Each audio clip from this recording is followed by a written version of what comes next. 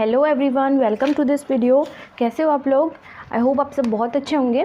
इस वीडियो में हम अपने 9th क्लास का चैप्टर नंबर 3 पढ़ने वाले हैं, ठीक है। एटम्स एंड मॉलिक्यूल्स, ठीक है। Third chapters of class 9, atoms and molecules.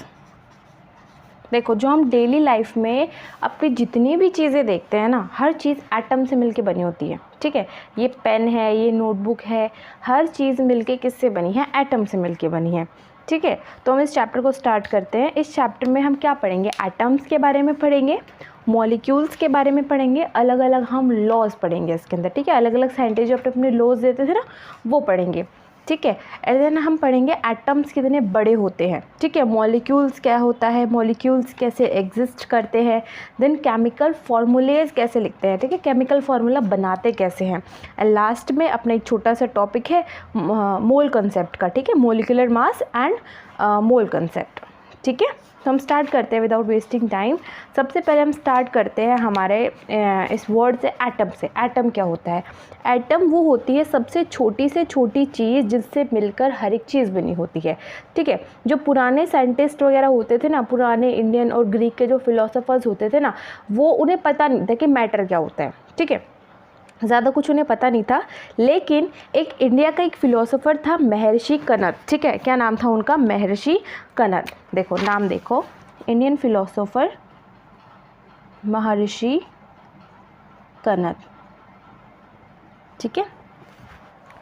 इन्होंने बताया था कि अगर हम किसी चीज़ को बांटें, डिवाइड करें या फिर तोड़ें, तो हमें बहुत छोटे से छोटे पार्टिकल्स मिलेंगे। उन्होंने बताया था, ठीक है। महर्षि कनद ने बताया था, ठीक है। इसके बाद धीरे धीरे इस पर स्टडी की गई। देन लास्ट में ये पता किया गया, लास्ट में एक ऐसी स्टेज आई जब पता चला कि जो सबसे छोटी से छोटी चीज़ है, मतलब एक ऐसी चीज़ जिसको हम और नहीं तोड़ सकते, उसका नाम दिया इन्होंने परमाणु। क्या नाम दिया इन्होंने? परमाणु, ठीक है। उसके बाद हमारे एक और इंडियन फिलोसोफर थे, पकुधा कत्यायमा, ठीक है। लिखेंगे हम नाम, पकुधा कत्यायमा, ठीक है।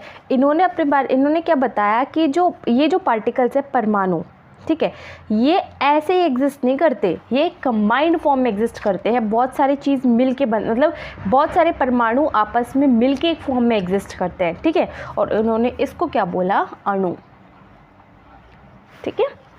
इसके बाद क्या होता है, उसी टाइम की बात हो रही होती है, जो हमारे ग्रीक के फिलोसोफर्स थे, दो ग्रीक के फिलोसोफर्स की भी बात आती है इधर, डेमोक्रिटस एंड ल्यूकिपस, ठीक है।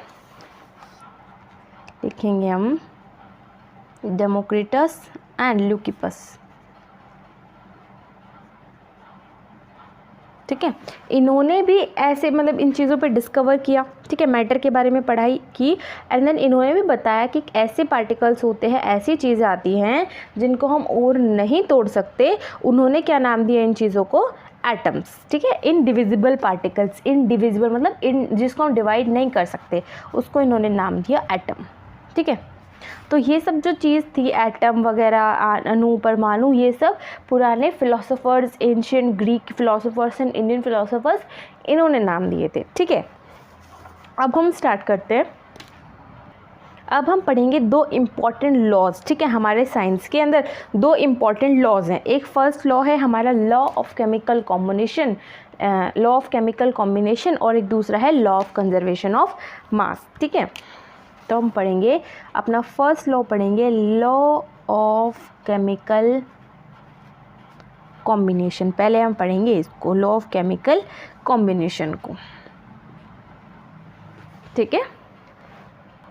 लॉ ऑफ केमिकल कॉम्बिनेशन एक लॉ नहीं है कोई, लॉ ऑफ केमिकल कॉम्बिनेशन एक हेडिंग है जिसके अंदर हमें दो लॉ पढ़ने हैं, ठीक है। और ये किसने दिए थे? ये लॉज किसने दिए थे? लेवोइजर एंड जोसेफ एल प्रोस्ट ने। मुझे पता है आप लोग को साइंटिस्ट के नाम बहुत ही डिफ़िकल्ट लग रहे होंगे, आप सोच रहे होंगे कैसे याद करेंगे, लेकिन आपको याद करने भी नहीं है, ठीक है। आपको बस थ्योरी समझ लेनी है कि एक साइंटिस्ट थे, उन्होंने ये ऐसे करके लॉ दिए थे। लॉ का नाम याद करना है आपको, ठीक है। उस साइंटिस्ट का नाम छोड़ो आप। इस लॉ के अंदर आपके एक लॉ आता है, लॉ ऑफ, इस लॉ के अंदर की बात हो रही है, ठीक है। Law of conservation of mass, law of conservation of mass एक तो आता है हमारा ये लॉ। एक आता है law of constant proportion, law of constant proportion. ठीक है, ये 2 लॉ हमें पढ़ने हैं इधर। ठीक है, तो स्टार्ट करते हैं फर्स्ट लॉ से, जो कि है हमारा law of conservation of mass. Law of conservation of mass क्या कहता है कि किसी भी केमिकल रिएक्शन के अंदर हम मास को ना तो क्रिएट कर सकते हैं ना ही डिस्ट्रॉय कर सकते हैं। किसी भी केमिकल रिएक्शन के अंदर हम मास को ना ही क्रिएट कर सकते हैं ना ही डिस्ट्रॉय कर सकते हैं। इसकी डेफिनेशन लिख देंगे हम law of conservation of mass की। ठीक है, law of conservation of mass states that, क्या स्टेट करता है ये, मास कैन neither बी क्रिएटेड, ना तो हम इसको क्रिएट कर सकते हैं, नॉर बी डिस्ट्रॉयड, ना ही हम इसको डिस्ट्रॉय कर सकते हैं, इन आ केमिकल रिएक्शन, किसी भी केमिकल रिएक्शन में। ओके, ये हो गई law of conservation of mass की डेफिनेशन। ठीक है, इस पे आप ऐसे भी मान सकते हो, मान लो कोई एग्जांपल आपको दे के बता सकता है कि मान लो कोई रिएक्शन हो रही है, A + B will form C + D। ठीक है, इधर जो A + B का मास होगा वही मास C + D का भी होगा, मास चेंज नहीं होगा। ठीक है, प्रोडक्ट में हमारे जो ये जो चीज़ें हैं, कंपाउंड्स है, ये चेंज हो सकते हैं, बट इनका जो वज़न होगा उन दोनों चीज़ों का वो चेंज नहीं होगा। ठीक है बच्चा, समझ आया? कोई डाउट तो नहीं है ना? देखो, ये हो गया हमारा law of conservation of mass. अब हम पढ़ेंगे अपना second law, law of constant proportion.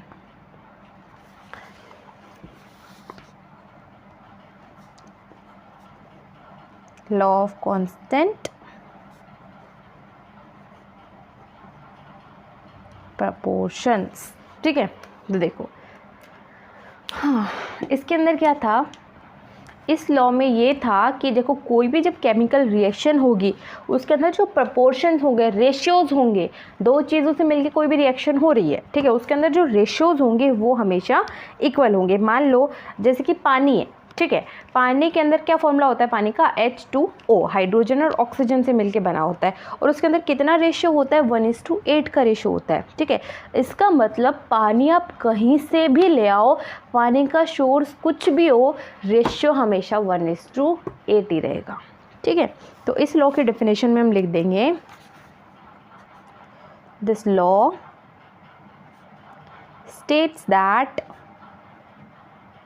क्या स्टेट करता है, in a chemical substance the elements are always present in definite proportion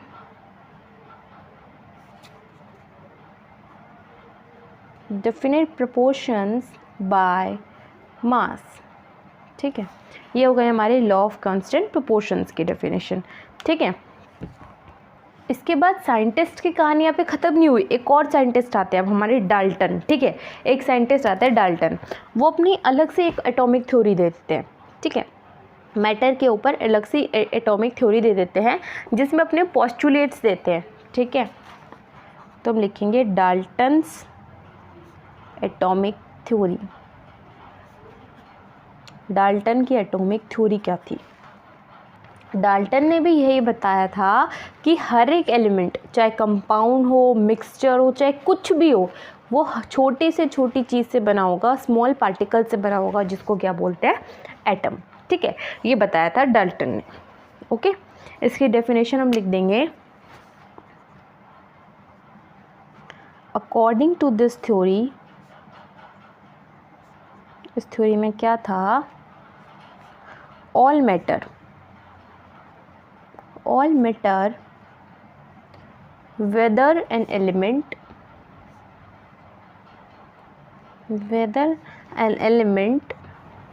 a compound or a mixture is composed of composed of small particles known as atoms. Okay इसके बाद इन्होंने दिए थे अपने postulates. उन पोस्टुलेट्स को अब हम समझा देते हैं. ठीक है, डाल्टन के पोस्टुलेट्स. Dalton's postulate. देखो डाल्टन के पोस्टुलेट में क्या था. सबसे पहले पोस्टुलेट में था कि जो मैटर होते हैं वो छोटे से छोटे पार्टिकल से बना होता है जिसको बोलते हैं एटम. जो किसी न जो मतलब यही एटम है जो हर रिएक्शन में पार्टिसिपेट करते हैं. ठीक है, तो फर्स्ट पोस्टुलेट में हम लिख देंगे all matter is made up of tiny particles called atom. ठीक है, which participate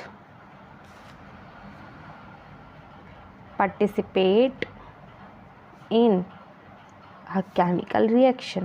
ये तो हो गया हमारा फर्स्ट पोस्टुलेट.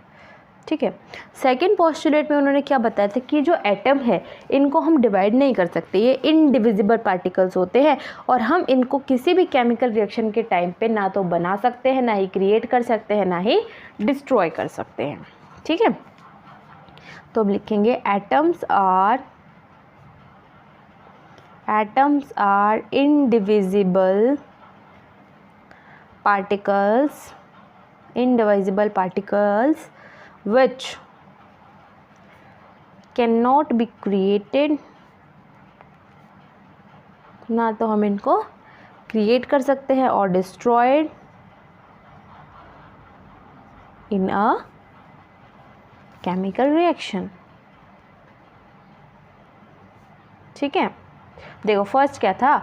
मैटर छोटी से छोटी चीज़ से बना होता है जिसको बोलते हैं एटम. ठीक है, और यही एटम है हमारे रिएक्शन में पार्टिसिपेट करते हैं. दूसरी चीज़ में दूसरी लाइन में वही इसको बोल दिया कि एटम को तोड़ नहीं सकते, सबसे छोटा और क्या तोड़ेंगे उसको, और इसको हम ना ही बना सकते हैं ना ही डिस्ट्रॉय कर सकते हैं. तीसरे में क्या बोला था कि कोई भी एलिमेंट है उसके जितने भी एटम्स होंगे मास में और केमिकल प्रॉपर्टीज़ में सेम होंगे. ठीक है, मतलब ये पेन है, इस पेन के जितने भी एटम्स हैं वो सारे दिखने में सेम होंगे एंड केमिकल प्रॉपर्टीज़ भी सेम होंगे. ठीक है, तो हम लिखेंगे atoms of a given element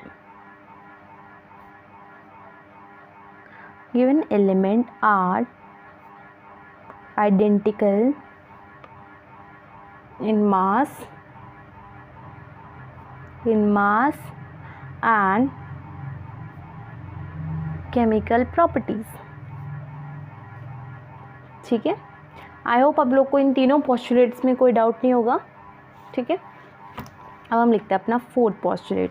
fourth postulate में क्या है, एटम्स अलग अलग एलिमेंट्स के उनका मास अलग हो सकता है, केमिकल प्रॉपर्टीज अलग हो सकती है. यही तो है, अगर एक ही एलिमेंट है उसके मास और केमिकल प्रॉपर्टी सेम रहेंगी, लेकिन अलग अलग एलिमेंट है तो उसके मास और केमिकल प्रॉपर्टी अलग अलग होंगी. ठीक है, तो ये लिखा है atoms of different elements have different mass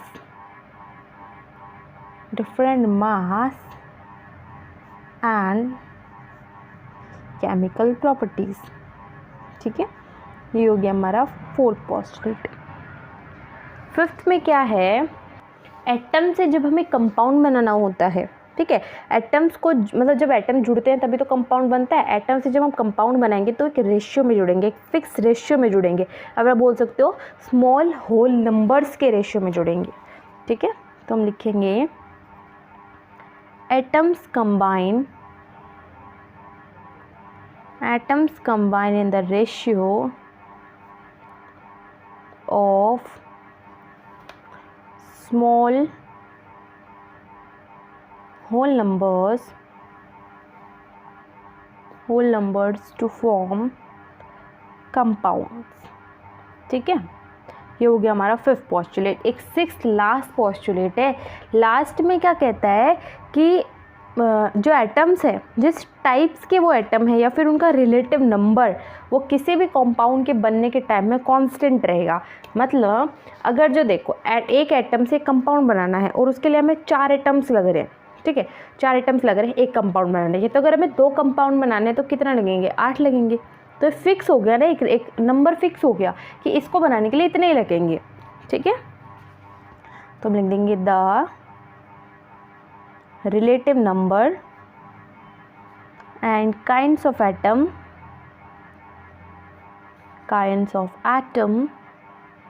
are constant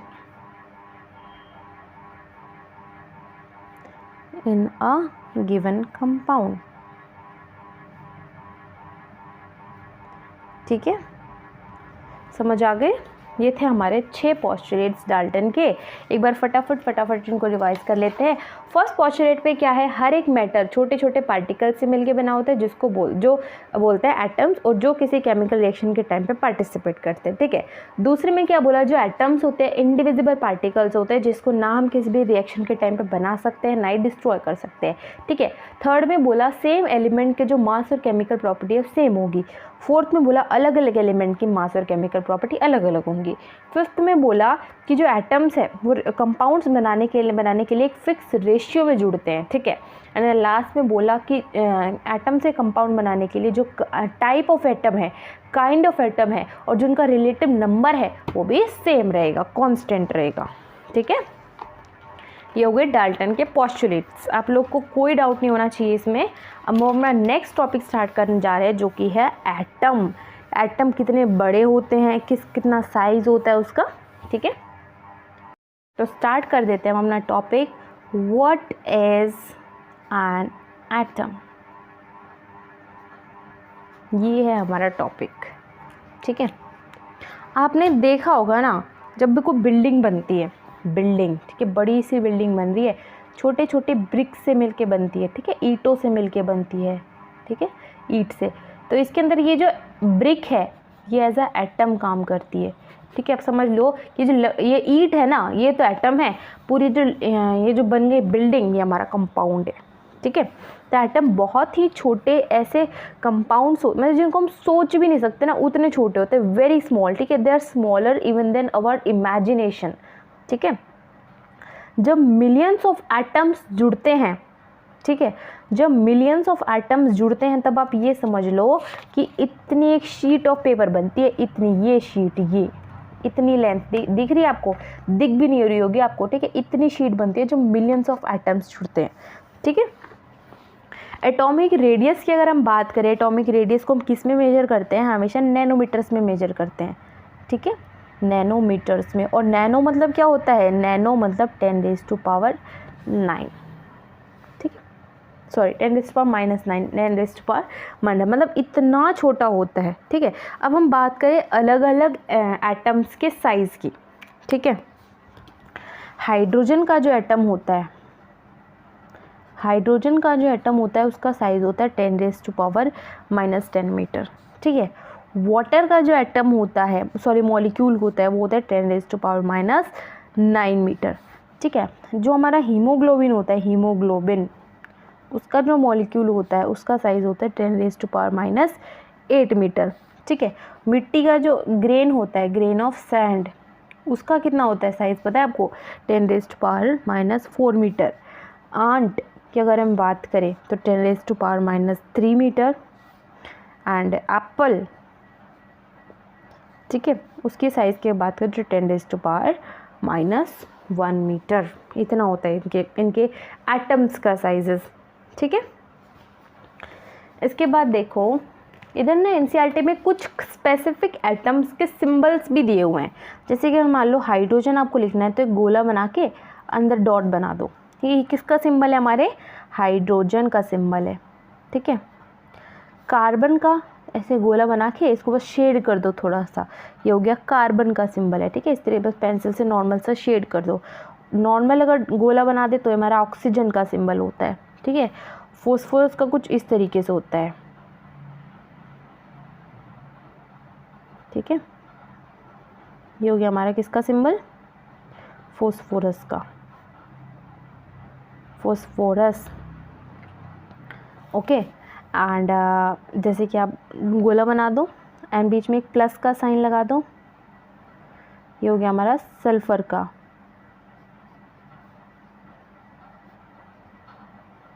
ठीक है, आप एनसीईआरटी में भी देख सकते हो, ये हाइड्रोजन का है, कार्बन, ऑक्सीजन, फॉस्फोरस, सल्फर। अगर इसके अंदर आई लिख देंगे तो आयरन का हो जाएगा, सी लिख देंगे तो कॉपर का, लेड, सिल्वर, बीच में जी लिख के साइड में ऐसे देखिए डॉट्स बना के गोल्ड का, प्लेटिनम का एंड मरकरी का। ठीक है, इस तरीके से सिंबल्स भी यूज़ किए जाते हैं। ओके, तो आप ये याद कर लेना।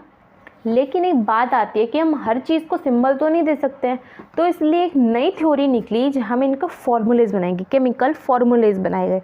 जैसे कि एल्यूमिनियम के लिए Al, एल्यूमिनियम के लिए Al, और ये Al ऐसे नहीं है मतलब एल्यूमिनियम सोचा तो आगे के 2 वर्ड उठा के दे दिए, नहीं।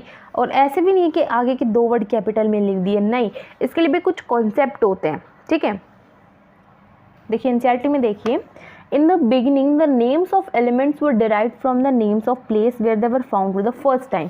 पहले क्या सोचा गया कि नाम हम ऐसे देंगे ना कि जहाँ पे पहली बार मिले हमें, ठीक है, जिधर से वो एग्जिस्ट करते हैं। ठीक है, ये सोचा गया पहले तो। ओके, जैसे कि for example copper was taken from Cyprus. ठीक है, some names were taken from specific colours, कुछ नाम कलर से दिए गए। जैसे कि गोल्ड है, gold was taken from the English word meaning yellow, gold को इंग्लिश वर्ड येलो से लिया गया है। ठीक है, आजकल IPAC की फुल फॉर्म क्या होती है, international union of pure and applied chemistry. ये एक इंटरनेशनल ऑर्गेनाइजेशन है जो कि क्या करती है, अलग अलग एलिमेंट्स के नाम देती है, उनके सिंबल्स देती है, यूनिट्स देती है, अप्रूव करती है। ठीक है, many of the symbols are the first one और 2 letters of the elements name in English. ठीक है, कुछ तो ऐसे हैं जो इंग्लिश के अंदर जो उनका नाम है आगे के 2 वर्ड 2 लेटर्स लेके। ठीक है, the first letter of a symbol is always written as a capital letter upper case and second letter as a small letter lower case। जो पहला लेटर है उसको हम कैपिटल लिखते हैं, उसको बोलते हैं अपर केस। जो दूसरा लेटर उसको स्मॉल लिखते हैं उसको बोलते हैं लोअर केस। जैसे कि द एग्जाम्पल में भी दिया गया एल्यूमिनियम। ठीक है, Al, ये जो A है ये अपर केस है and L is lower case. ठीक है, देखो लेकिन कुछ एलिमेंट्स के नाम ऐसे भी हैं जो आगे के 2 नाम से नहीं बाद के वर्ड से बने हैं। जैसे कि क्लोरीन के अंदर Cl है। ठीक है, क्लोरीन का फॉर्मूला होता है Cl। जिंक की अगर बात करें तो उसका फॉर्मूला होता है Zn। ठीक है, Zi नहीं होता। ठीक है, देखो सारे सिंबल्स हम ऐसे नहीं देते, अलग अलग थ्योरीज होती हैं। कुछ का हम सिंबल देते हैं उनके लैटिन वर्ड से, ग्रीक वर्ड से, जर्मन वर्ड से। जैसे कि आयरन है हमारा, ठीक है, आयरन। ओके, उसका लैटिन वर्ड फेरम होता है, FERRUM। तो इसके आगे के 2 वर्ड यूज़ करके हम इसका नाम देते हैं Fe। ठीक है, जो सोडियम होता है हमारा, सोडियम, ठीक है, सोडियम वो नेट्रियम होता है। सोडियम का लैटिन नेम क्या होता है, नेट्रियम होता है। तो इसको हम देते हैं Na। सोडियम का क्या फॉर्मूला होता है, Na। पोटेशियम का कैलियम होता है, पोटेशियम का कैलियम होता है, KALIUM, कैलियम। तो इसका सिंबल हो जाएगा K। ठीक है, इस तरीके से। ये तो हो गए हमारे नाम देने के प्रोसेस। अब बात आती है next theory, that is atomic mass. अब हम पढ़ रहे हैं क्या, अब हम क्या पढ़ेंगे, एटॉमिक मास।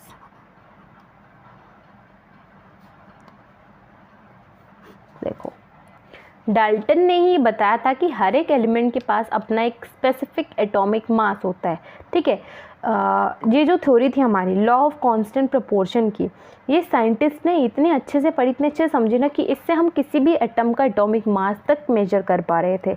ठीक है, आपको एग्जांपल ले लो, जैसे कि हो गया हमारा CO, किसका नाम है, कार्बन मोनोऑक्साइड का नाम है। ठीक है, कार्बन मोनोऑक्साइड। एक्सपेरिमेंटली पता चला कि जब 3 ग्राम कार्बन जब 4 ग्राम ऑक्सीजन के साथ मिलती है, 4 ग्राम ऑक्सीजन के साथ मिलती है तो क्या बनाती है, कार्बन मोनोऑक्साइड बनाती है।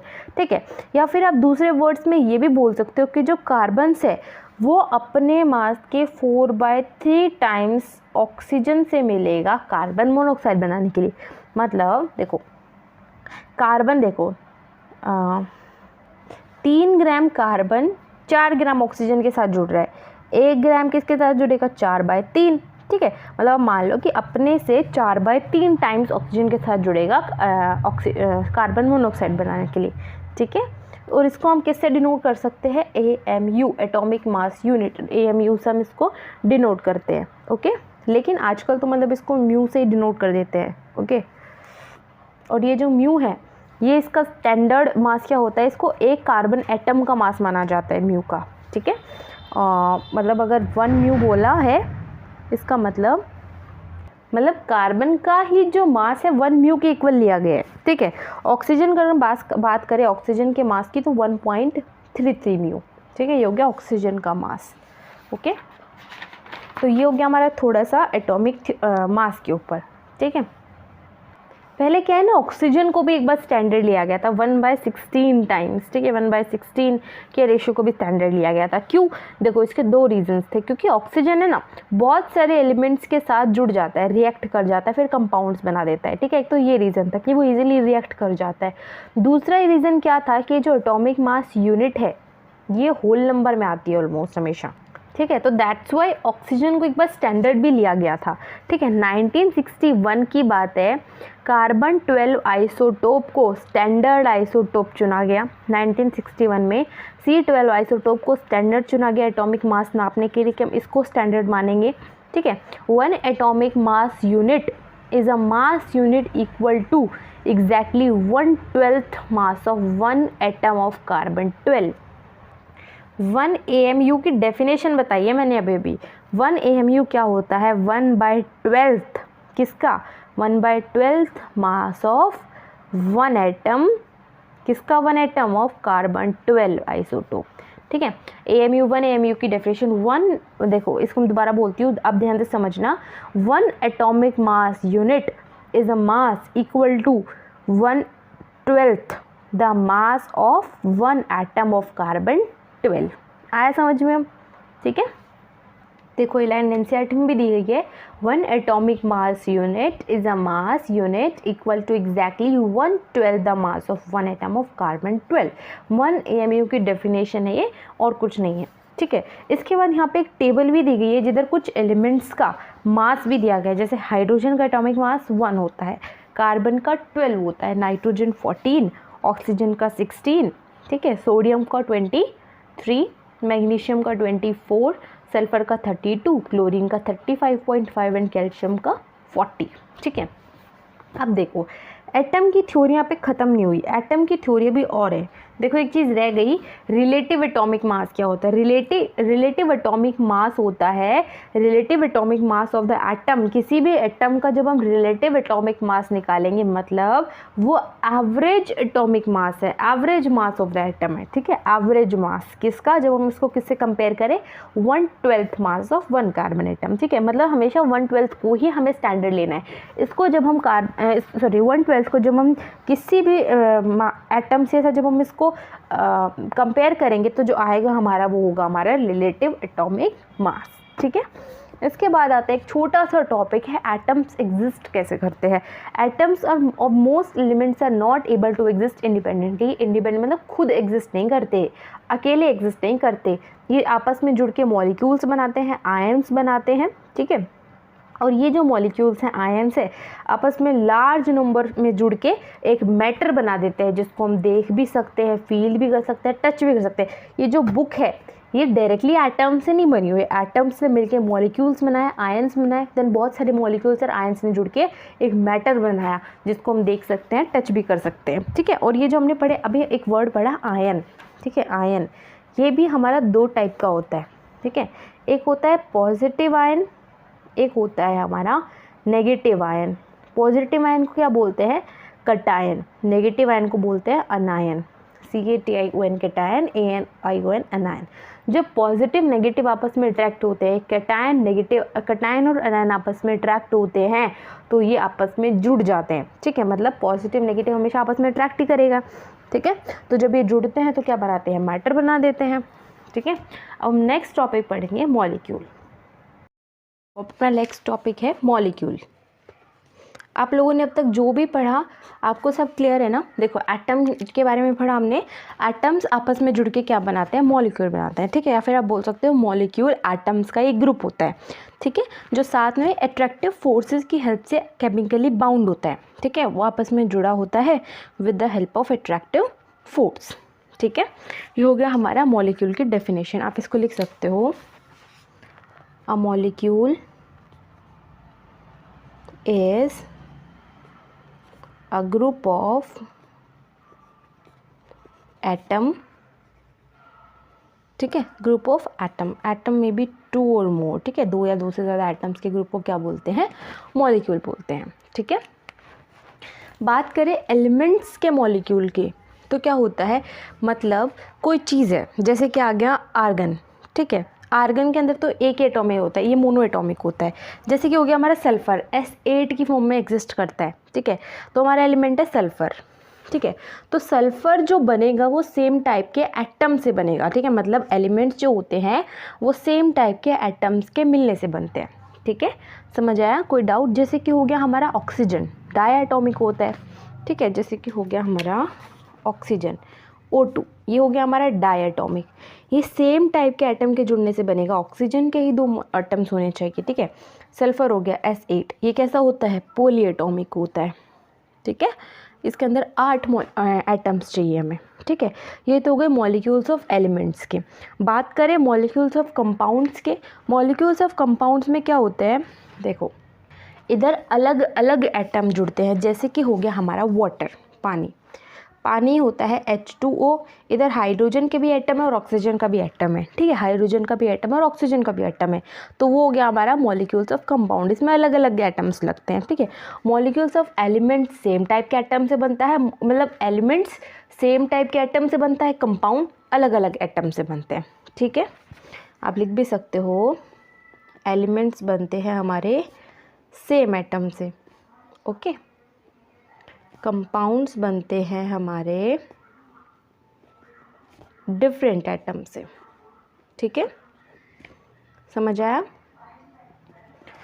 तो इसके बाद हम अपना पढ़ेंगे एक छोटा सा topic, that is ion, ion के बारे में पढ़ेंगे अब हम, ठीक है, ION, आयन, आयन के बारे में, ठीक है।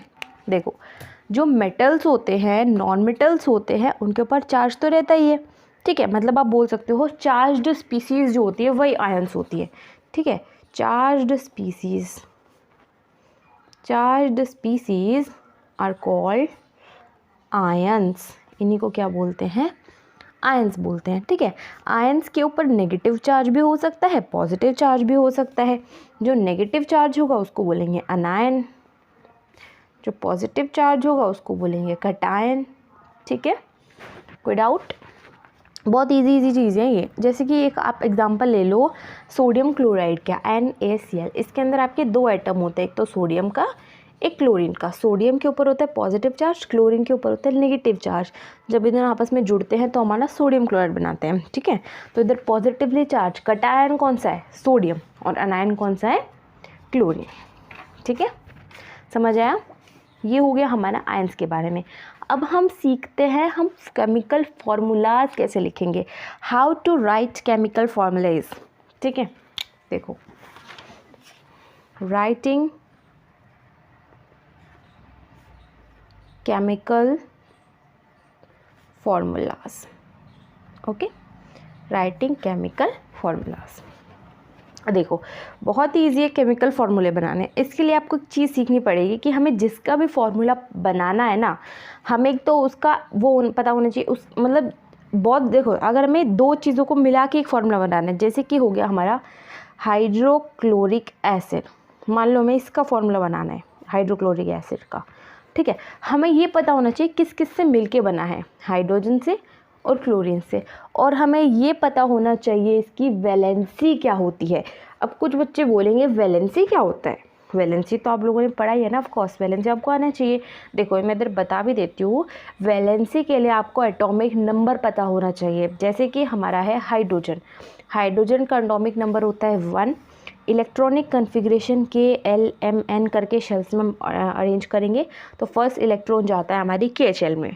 क्लोरीन का एटॉमिक नंबर होता है 17, तो देखो K शेल के अंदर मैक्सिमम 2 इलेक्ट्रॉन भर सकते हैं, देन बाद वाली शेल्स में हम 8 इलेक्ट्रॉन्स भर सकते हैं, ठीक है, 8 7, ठीक है। तो देखो हर एक एटम जो है स्टेबल होना चाहता है, इसको देखो ये शेल के अंदर तो हमें दो से स्टेबल हो जाता है, इसको कंप्लीट करने के लिए एक इलेक्ट्रॉन चाहिए, इसको भी कंप्लीट करने के लिए 1 इलेक्ट्रॉन चाहिए, ठीक है। तो दोनों ही मतलब जितना भी उसको कंप्लीट करने के लिए इलेक्ट्रॉन चाहिए वो होती है उसकी वैलेंसी। तो इसकी वैलेंसी कितनी हो गई 1 और इसकी भी वैलेंसी कितनी हो गई 1, ठीक है। तो देखो इसके नीचे लिख देंगे हम इसकी वैलेंसी, इसके नीचे लिख देंगे हम इसकी वैलेंसी। जिसका भी फॉर्मूला बनाना है, जो जो इसे मिलके बना है वो लिखेंगे, देन उनकी वैलेंसी लिखेंगे, फिर हम कर देंगे क्रॉस मल्टीप्लाई। चार्ज से कोई लेना देना नहीं है, नेगेटिव पॉजिटिव कोई मतलब नहीं है हमें, ठीक है। तो देखो H 1 से करेंगे तो H ही रहेगा, क्लोरीन को 1 से करेंगे तो Cl, तो हाइड्रोक्लोरिक एसिड का फॉर्मूला आ गया HCl, ठीक है। मान लो आपसे हाइड्रोजन सल्फाइड का फॉर्मूला बनाना बोल दे, हाइड्रोजन सल्फाइड का फॉर्मूला बनाओ। देखो हाइड्रोजन की तो पता है आपको 1 वैलेंसी होती है, सल्फ़र की वैलेंसी पता नहीं अब हमें।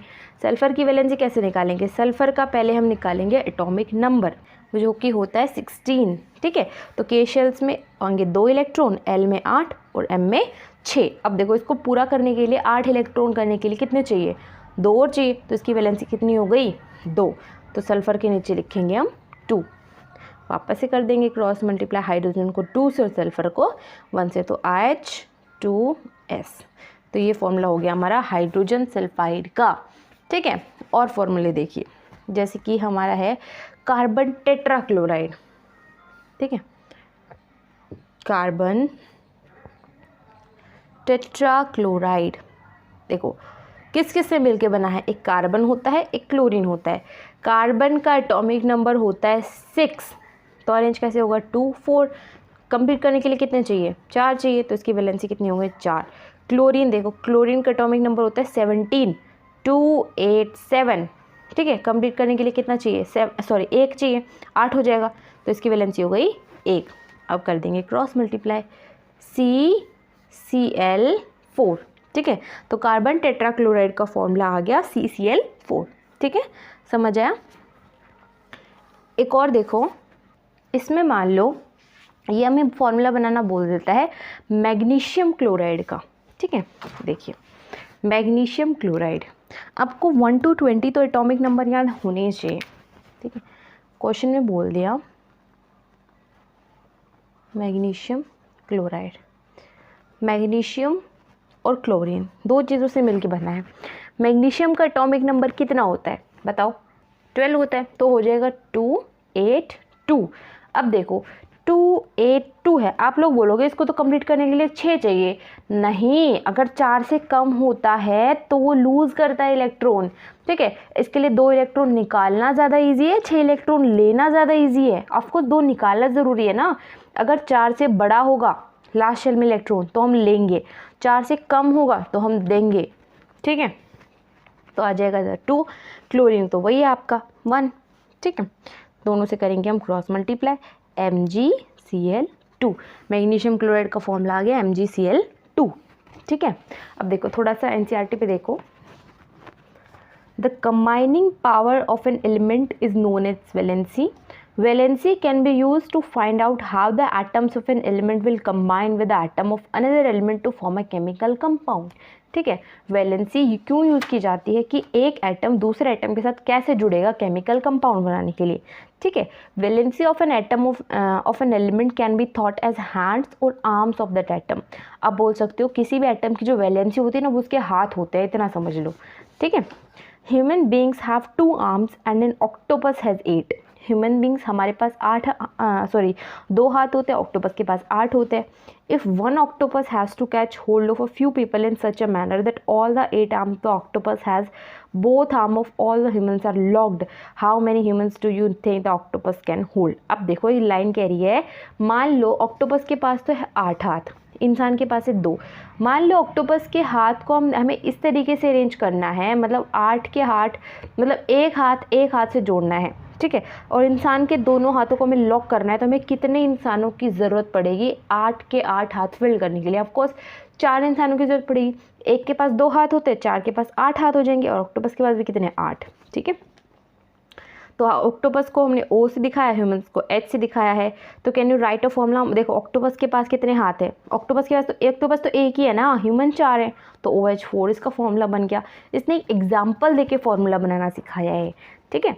इधर देखो, इधर इसके कुछ वो भी है रूल्स कि हमें कैसे लिखना चाहिए फॉर्मूला, जो मैंने आपको सिखा दिया है। देखो the rules that you have to follow while writing a chemical formula are as follows. जब वैलेंसीज और charge on the ion must balance, valencies charge जो होता है बैलेंस होना चाहिए। When a compound consists of a metal and a non-metal, the name or symbol of the metal is written first. अगर जो किसी कंपाउंड में मेटल है और नॉन मेटल है तो मेटल का नाम हम हमेशा पहले लिखेंगे, ठीक है। जैसे कि हो गया हमारा कैल्शियम ऑक्साइड, कैल्शियम इसमें मेटल होता है, ऑक्सीजन इसमें नॉन मेटल होता है, तो पहले हम कैल्शियम का लिखेंगे। सोडियम क्लोराइड के अंदर सोडियम इज़ द मेटल, तो हम उसको पहले लिखेंगे, ठीक है। इस तरीके से हम हमेशा मेटल को पहले लिखते हैं। इसके बाद है in compound formed with polyatomic ions the number of ions present in the compound is indicated by enclosing the formula of ion in a bracket and writing the number of ions outside the bracket. मतलब अगर इस तरीके से आ जाए कि देखो OH ये hydroxide ion का फॉर्मूला होता है, ठीक है। ये दो है, आप इसको ऑक्सीजन और हाइड्रोजन अलग मत समझो, अलग अलग नहीं समझना। तो ऐसे सिचुएशन में हम क्या करेंगे, OH के बाहर क्या लगा देंगे, ब्रैकेट लगा देंगे, ठीक है। In case the number of polyatomic ion is 1 bracket is not required. अगर देखो पॉलीएटॉमिक एक ऐसा आयन होता है जिसमें 2 एटम होते हैं, जैसे कि OH है, ठीक है। अगर पॉलीएटॉमिक आयन एक ही है तो हमें ब्रैकेट की ज़रूरत नहीं पड़ेगी, ठीक है। इस तरीके से देखो यहाँ पे फॉर्मूला बनाने भी सिखाया जो मैंने आपको सिखा दिए, हाइड्रोजन क्लोराइड, ठीक है, hydrogen sulphide, carbon tetrachloride, magnesium chloride. इधर देखो कुछ और भी एग्जांपल्स हैं, जैसे कि हो गया हमारा एल्यूमिनियम ऑक्साइड का। एल्यूमिनियम ऑक्साइड, एल्यूमिनियम का क्या होता है, एटॉमिक नंबर 13 होता है, तो 2 8 3 3 निकाल देगा तो इसकी वैलेंसी हो गई 3। ऑक्सीजन का एटॉमिक नंबर होता है 8, तो 2 6 2 गेन कर लेगा तो इसकी हो गई वैलेंसी 2, ठीक है। क्रॉस मल्टीप्लाई Al2O3, तो एल्यूमिनियम ऑक्साइड का फॉर्मूला क्या हो गया, Al2O3, ठीक है। तो देखो और भी देखो, फॉर्मूलेज बनाने की बहुत सी प्रैक्टिस करो तब जाके आपको फॉर्मूले बनाने आएंगे, ठीक है। एक और फॉर्मूला देख लो, जैसे कि हो गया हमारा sodium nitrate, sodium Na nitrate का फॉर्मूला होता है NO3, नाइट्रेट का फॉर्मूला होता है NO3। सोडियम का होगी वैलेंसी 1, नाइट्रेट की वैलेंसी भी होती है 1, ठीक है। क्रॉस मल्टीप्लाई करेंगे तो NaNO3, तो सोडियम नाइट्रेट का क्या फॉर्मूला आ गया, NaNO3।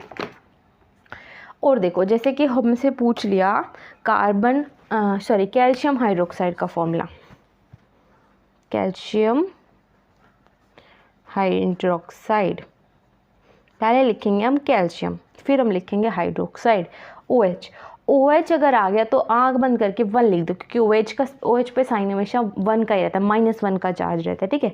कैल्शियम पे 2 आएगा, ठीक है। कर दो क्रॉस मल्टीप्लाई Ca। अब देखो OH को 2 के साथ मल्टीप्लाई करना है, अगर आप सिंपली ऐसे OH2 लिख दोगे ना तो ऐसा लगेगा सिर्फ हाइड्रोजन के साथ 2 है, नहीं, जबकि 2 तो दोनों के साथ है, तो लगा देंगे हम ब्रैकेट, ठीक है। और देखिए, और हमसे पूछ लिया मान लो फॉर्मूले सोडियम कार्बोनेट का, तो लिखेंगे हम पहले सोडियम का नाम, ठीक है। सोडियम के नीचे उसका चार्ज लिखेंगे 1, कार्बोनेट लिखेंगे CO3 होता है कार्बोनेट, ठीक है। इसका चार्ज होता है -2, ठीक है। कर देंगे क्रॉस मल्टीप्लाई Na2CO3, ये हो गया हमारा सोडियम कार्बोनेट। बात करें अमोनियम सल्फेट की, अमोनियम का फॉर्मूला होता है NH4, सल्फेट का फॉर्मूला होता है SO4, ठीक है। अमोनियम की वैलेंसी होती है 1, सल्फेट की वैलेंसी होती है -2। कर देंगे क्रॉस मल्टीप्लाई NH4 2 SO4, ये फॉर्मूला आ गया हमारा अमोनियम सल्फेट का, ठीक है। इसके बाद हमारे चैप्टर का लास्ट टॉपिक है इधर molecular mass and mole concept, ठीक है। देखो जो न्यू आई है, न्यू सिलेबस जो आया है उसके अंदर से मोल कंसेप्ट का ज़्यादा नहीं है, लेकिन जो आप कॉम्पिटिटिव एग्ज़ाम्स देते हो उसमें मोल कंसेप्ट के क्वेश्चंस आते हैं, that's why you need to study this mole concept, ठीक है। लेकिन इसमें भी ज़्यादा कुछ नहीं है, इस वाली NCERT में थोड़ा बहुत ही दिया गया है, तो मैं आपको वही पढ़ा देती हूँ, ठीक है। तो स्टार्ट करते हैं मॉलिक्यूलर मास से एंड मोल कंसेप्ट से। मॉलिक्यूलर मास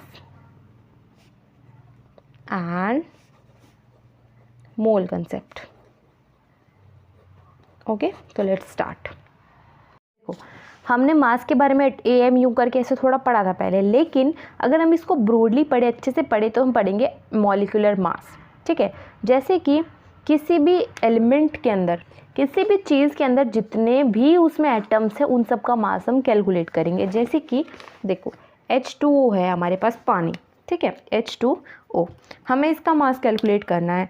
हाइड्रोजन है इसके अंदर और ऑक्सीजन है इसके अंदर, 2 मॉलिक्यूल्स हाइड्रोजन के, ऑक्सीजन का 1 मॉलिक्यूल है, तो 2 × 1, तो हाइड्रोजन का मास आ गया 2, ठीक है। तो ऑक्सीजन का एक ही मॉलिक्यूल है और एक का मास कितना होता है 16, ठीक है, तो 16 × 1 तो आ गया 16, तो हाइड्रोजन का आ गया 2, ऑक्सीजन का आ गया 16, तो टोटल H2O मतलब पानी का आ गया 18 म्यू, ठीक है। ये तो हो गया पानी का मास। बस यही है जो आपको सीखना है इधर, ठीक है। एनसीईआरटी में देखो in section 3.2.2 we discuss the concept of atomic mass. हम एटॉमिक मास एक बार पहले थोड़ा पढ़ चुके हैं। This concept can be extended to calculate molecular mass. इस कॉन्सेप्ट को हम और एक्सटेंड कर सकते हैं मॉलिक्यूलर मास के फॉर्म में। Molecular mass of a substance the sum of atomic mass of all the atom in the molecule of substance. ये इसकी होगी definition. It is therefore the relative mass of molecule express in AMU। उसको भी हम AMU से ही लिख सकते हैं। डेफिनेशन देखो, इसे लिख देंगे हम the molecular mass of a substance is the sum of the atomic mass of all the atoms in a molecule of a substance, ठीक है। देखो ये तो हो गई इसकी डेफिनेशन। इसको हम रिप्रेजेंट कैसे करते हैं, डिनोटेड बाय AMU, ठीक है, AMU। इसी तरीके से जैसे आपने पानी का मास निकाला, मान लो मैं आपको कह दूं कि आपको मास निकालना है HNO3 का, ठीक है। HNO3 क्या होता है, नाइट्रिक एसिड, HNO3, HNO3। तो देखो हाइड्रोजन का एक एटम है, नाइट्रोजन का एक एटम है, ऑक्सीजन के 3 एटम है। हाइड्रोजन का मास होता है 1, तो हम लिख देंगे 1 × 1, ठीक है, 1। नाइट्रोजन का मास कितना होता है बताइए, 14 होता है, 1 × 14। ऑक्सीजन का मास अभी हमने पढ़ा ना 16 होता है, 3 × 16, तो हो जाएगा 1, ये हो जाएगा 14, ये हो जाएगा 48। तो टोटल कितना हो गया हमारे पास 63U, 63 AMU, 63 atomic mass unit, ठीक है। ये तो हो गया आपका मॉलिक्यूलर मास का। देखो एक और इधर लास्ट में एक टॉपिक दिया है फॉर्मूला यूनिट मास का, इसको भी हम रीड कर लेते हैं। देखो the formula unit mass of a substance is the sum of atomic mass of all the atoms in a formula unit of compound. यही है, किसी भी कंपाउंड के अंदर जितने भी एटम है सबका सम वही होता है फॉर्मूला यूनिट मास, ठीक है।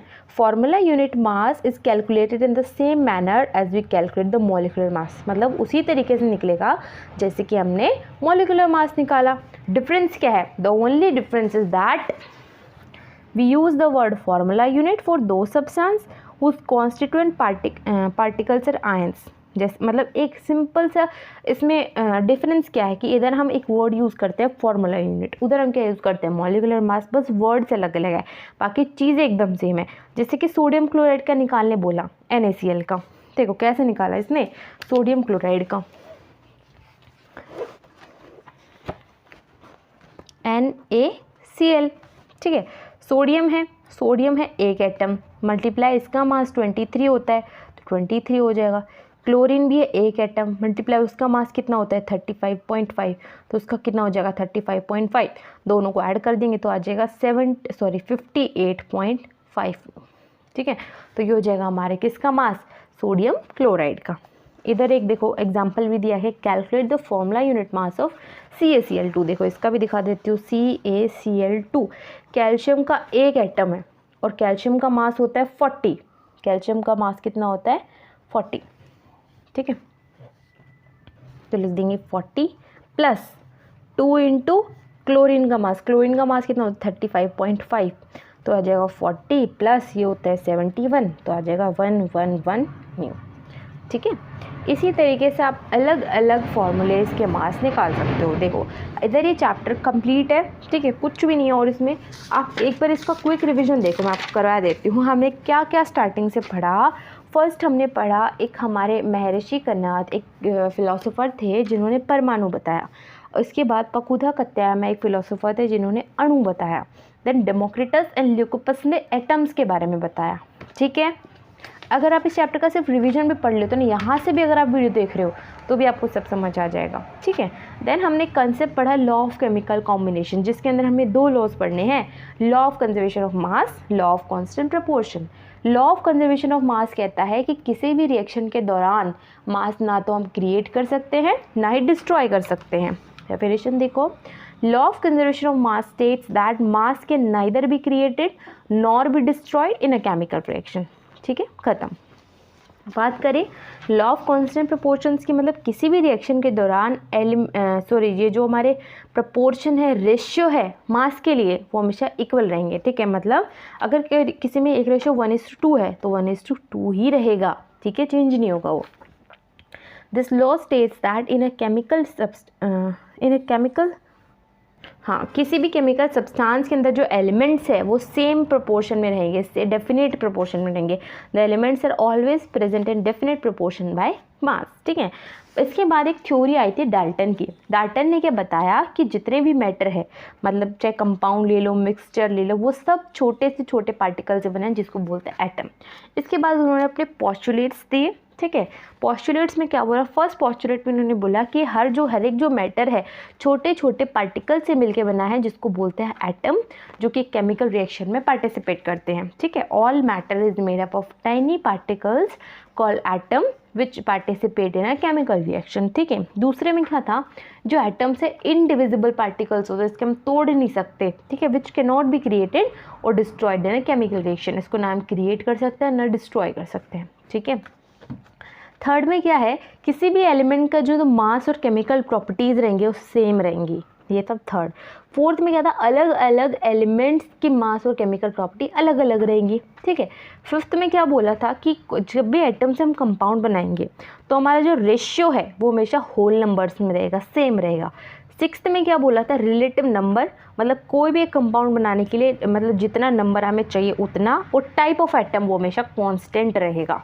ठीक है, ये वो बोले थे डाल्टन से, डाल्टन के पॉस्टुलेट्स थे। फिर हमने पढ़ा एटम। एटम के बारे में पढ़ा कि एटम ना एक छोटा पार्ट होता है जो कि किसी पूरे से कंपाउंड को बनाने के लिए बहुत ज़रूरी होता है, और एटम को हमेशा नैनोमीटर्स में मेजर करते हैं, जिसका मतलब होता है 10⁻⁹ मीटर। इसके बाद हमने कुछ एटम्स के साइज़ भी देखे, जैसे कि हाइड्रोजन का होता है 10⁻10 मीटर, वाटर का होता है 10⁻9 मीटर। इसी तरीके से अलग अलग एटम्स का साइजेस देखा हमने। ठीक है, देन हमने क्या पढ़ा, अलग अलग एलिमेंट्स को सिंबल्स भी दिए हैं। ठीक है, जो सिंबल्स मतलब ज़्यादा पूछता नहीं है वो, बस आप एक बार देख लेना एनसीईआरटी से। इसके बाद क्या है, हमने ये देखा कि हम ये इनके फॉर्मूलेज आते कहाँ से, नाम कहाँ से देते हैं। फिर हमने क्या पढ़ा, उसके अंदर कुछ नाम तो ऐसे हैं इनके इंग्लिश वर्ड के आगे से 2 वर्ड से दिए गए, जैसे कि एल्यूमिनियम AL। ठीक है, कुछ ऐसे होते हैं जो बीच के वर्ड से उठाए, जैसे कि क्लोरीन और जिंक में। कुछ ऐसे वर्ड होते हैं जो उनके ग्रीक वर्ड, लैटिन वर्ड या फिर जर्मन वर्ड से लिए जाते हैं। ठीक है, जैसे कि आयरन का लैटिन वर्ड होता है फेरम। ठीक है, तो इसका ले लिया वर्ड Fe, तो हो गया इसका फॉर्मूला Fe। ठीक है, इसी तरीके से। इसके बाद एटॉमिक मास के बारे में हमने पढ़ा। एटॉमिक मास होता है मतलब इसके अंदर 2 चीज़ें होती हैं, एक तो होती है आयन, एक होता है आयन भी हमारे 2 होता है, एक होता है positive ion that is cation, एक होता है negative ion that is anion. ठीक है, मान लो जैसे कि कार्बन मोनोऑक्साइड है, इसको 3 ग्राम कार्बन लेते हैं और 4 ग्राम ऑक्सीजन लेते हैं तो हमारे कार्बन मोनोऑक्साइड बनेगा। ठीक है, इधर हम एक स्टैंडर्ड लेते हैं जिसके साथ हम दूसरों को कंपेयर करेंगे। जैसे कि हमने इधर लिया हुआ है C12 आइसोटोप, मतलब कि इसको हम लिखते हैं AMU, 1 एटॉमिक मास यूनिट। ठीक है, फिर 1 एटॉमिक मास यूनिट की इधर डेफिनेशन भी है कि 1 atomic mass unit is a mass unit equal to 1/12 the mass of 1 atom of carbon 12 isotope. ठीक है, ये हो गई इसकी डेफिनेशन 1 AMU की। इसके बाद हमने पढ़ा मॉलिक्यूल्स के बारे में। मॉलिक्यूल क्या होता है, 2 या 2 से ज़्यादा एटम्स के ग्रुप को क्या बोलते हैं, मॉलिक्यूल बोलते हैं। जैसे कि ऑक्सीजन है, ये डाई एटॉमिक है, सेम टाइप के ऑक्सीजन के एटम से बनेगा। एसिड सल्फर पॉली एटॉमिक होता है। पानी H2O ये जो H2O है ये अलग अलग टाइप के एटम से बनता है, हाइड्रोजन और ऑक्सीजन, ठीक है, 2 टाइप के एटम से इधर, मतलब एलिमेंट्स आप बोल सकते हो सेम एटम से बनता है, कंपाउंड आप बोल सकते हो डिफरेंट एटम से बनता है, ठीक है। फिर इधर हमने थोड़ा सा आयंस के बारे में पढ़ा, जो चार्ज चीज़ें होती है उनको बोलते हैं आयंस, ठीक है। नेगेटिव चार्ज है तो अनायन, पॉजिटिव चार्ज है तो कटायन, जैसे कि NaCl के अंदर Na जो है पॉजिटिव होता है, Cl हमारा नेगेटिव होता है, ठीक है।